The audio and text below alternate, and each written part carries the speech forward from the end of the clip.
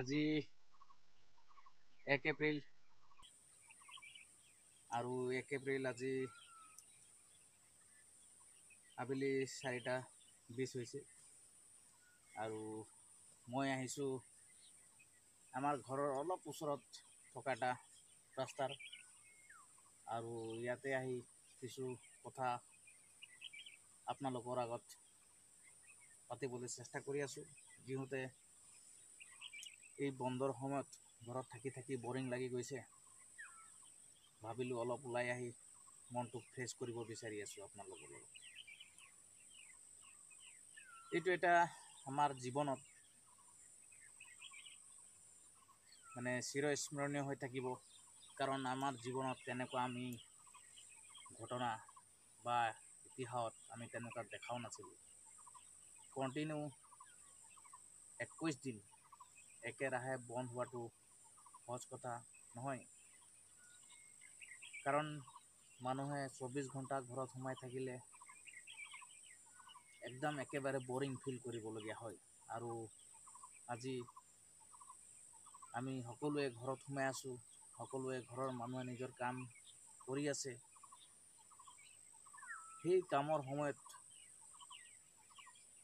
মানে আমাৰ যিটো ফিলিংছ অনুভৱ, এইটো আপোনাৰ লগত আমি শ্বেয়াৰ কৰিব বিচাৰিছোঁ। কাৰণ বন্ধটোতো আছেই, আপোনাৰ 21 দিন লকডাউন সম্পূৰ্ণভাৱে বন্ধ, ক'তো ওলাই যাব নোৱাৰোঁ। আৰু এই বাগানৰ পৰিৱেশত থাকি অলপ ওলাই আহিছোঁ, যিহেতু সম্পূৰ্ণ বাগান বন্ধ। আজি আপোনাৰ 7ম দিন হৈছে আৰু 7ম দিনৰ আজি আমি কিছু কথা আপোনালোকৰ লগত শ্বেয়াৰ কৰিছোঁ।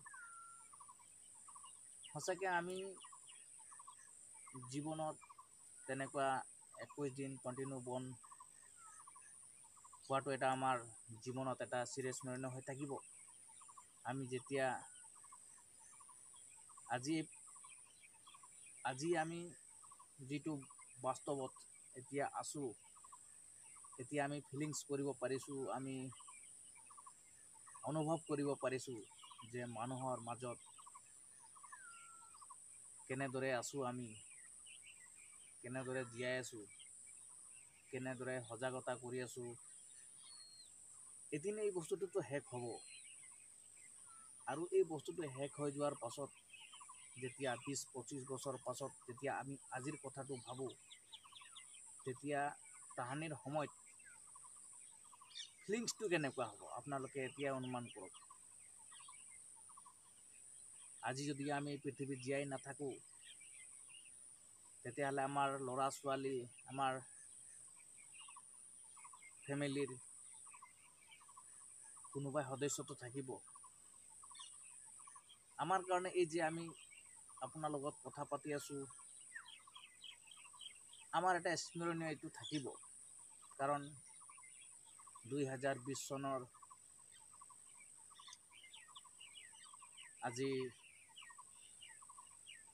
1 তাৰিখ, এপ্ৰিল মাহৰ আজি 1ম দিন, আৰু এই 1ম দিনতে মই কিছু এটা স্মৰণীয় থ'ব বিচাৰিছোঁ, কাৰণ সময় গৈ থাকে, দুখ কষ্ট এইবিলাক আহি থাকিব, গৈ থাকিব, কিন্তু আমাৰ থাকি যায় স্মৃতি। আমি যে কৰা কামখিনি আমাৰ যে ইতিহাস থাকি যাব, এই কথাটো কিন্তু সদায় সত্য। আজি যিটো সময়ত আমি বাস্তৱ জীৱনত বসবাস কৰি আছোঁ, সেই বাস্তৱ জীৱনত প্ৰতিটো ক্ষেত্ৰত, প্ৰতিটো ক্ষণত আমি এতিয়া সজাগতাৰ প্ৰয়োজন হৈছে, আৰু এই সজাগতাই মানৱ জীৱনত এক সুন্দৰ পথ দেখাব বুলি আমাৰ আশা আছে। আজি আমি 2020 চনৰ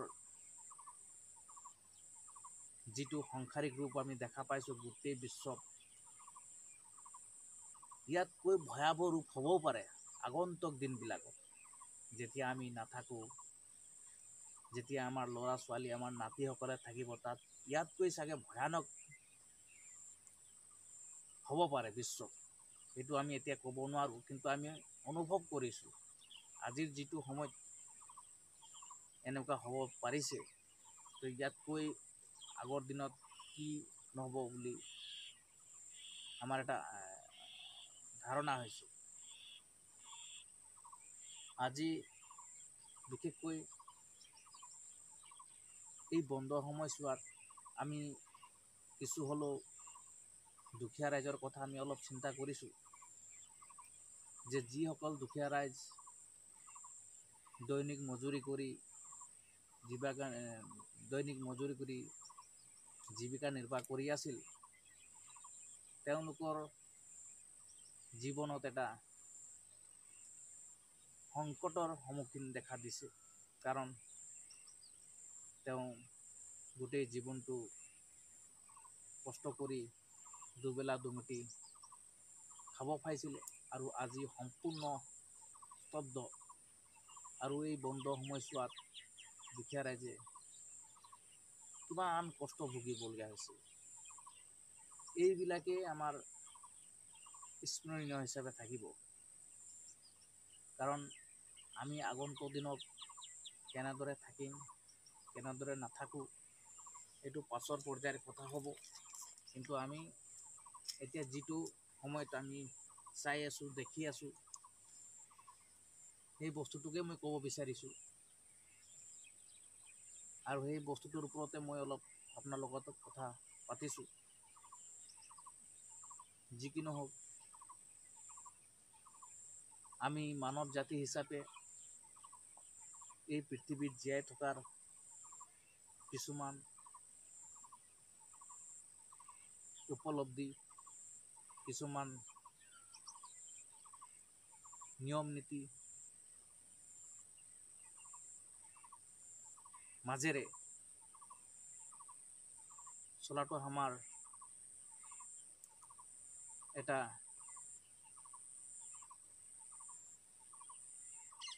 বৈশিষ্ট্য হৈ পৰিছে। আৰু এই মানৱ জাতিক আজি আমি এই সংকটৰ সময়ত আমি বিশেষকৈ স্বাস্থ্য, সজাগতা, খোৱা বোৱা, পৰিষ্কাৰ পৰিচ্ছন্নতা, সকলো কথাকে আমি আজি গুৰুত্ব দিব লগা হৈছে। কাৰণ আজি আমি যদি এই মানৱ জাতিৰ পৃথিৱীত জীয়াই থাকিব হ'লে বহুখিনি নিয়ম নীতি আমি ফ'ল' কৰি চলিব লাগিব।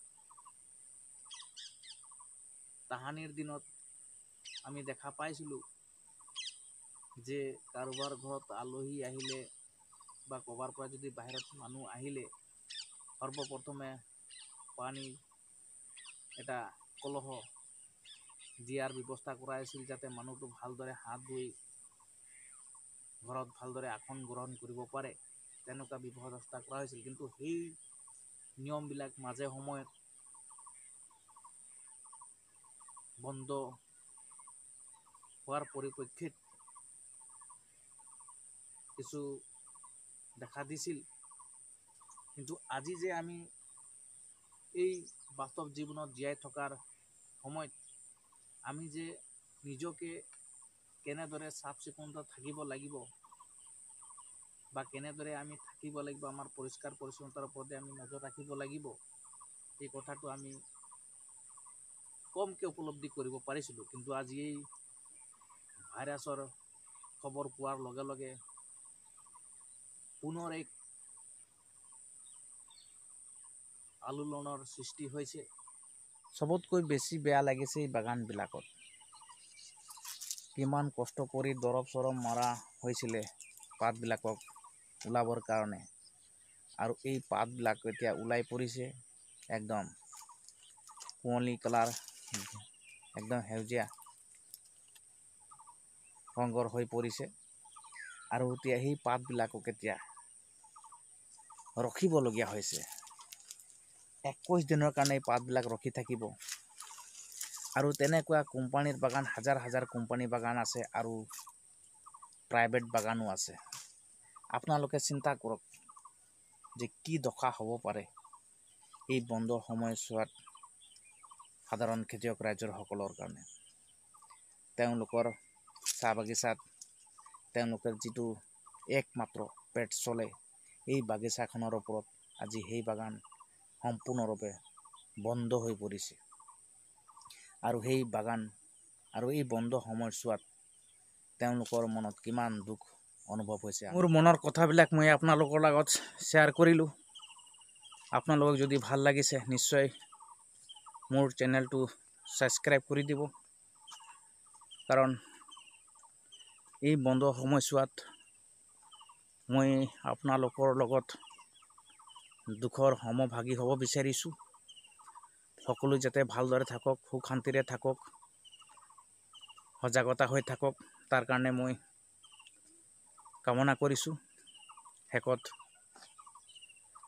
ভিডিঅ'টো ইয়াৰ পৰাই সামৰিছোঁ। জয় আই অসম। ধন্যবাদ।